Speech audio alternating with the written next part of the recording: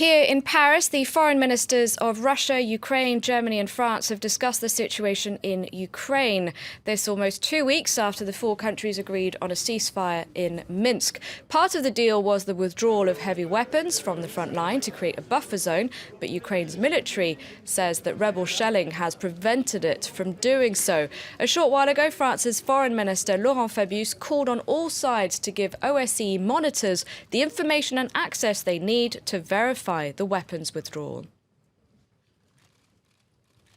We, the four ministers, call for the strict implementation of all provisions of the Minsk agreements, starting from a comprehensive ceasefire and withdrawal of heavy weapons.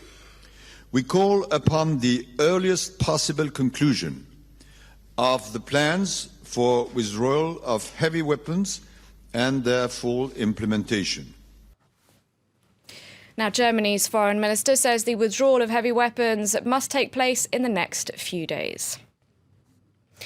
Now, that meeting in Paris was held after Vladimir Putin told Russian television that war with neighbouring Ukraine is unlikely, and the Russian leader denied again that Russian troops have been fighting in Ukraine. Luke Schrager reports. Honouring soldiers and veterans in the pro-Russian stronghold of Donetsk, Ukraine's rebels have adopted their neighbours' tradition for marking defenders of the Fatherland Day. For me, it's a great holiday. It should be celebrated. And the fact that it's forbidden in Ukraine is very painful to us and very unpleasant. Elsewhere, people have more on their minds than celebrating. Residents in Debaltseve can do little more than pick through the ruin of their town while struggling to survive, as wrangling over how to bring an end to the conflict that's left nearly 6,000 dead continues on the international stage. If the Minsk agreements are realized, the situation will gradually return to normal. Europe is as interested in this as Russia is. No one needs a conflict in the neighborhood of Europe, especially an armed conflict.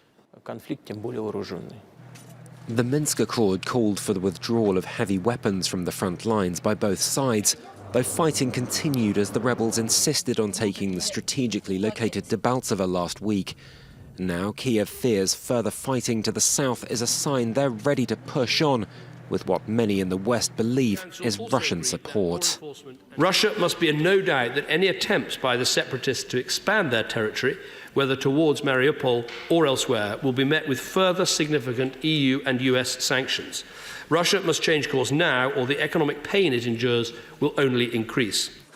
While Russia seems determined in its support of the rebels, Western leaders are still holding out. They might yet be persuaded to stick to the terms of the Minsk Accord.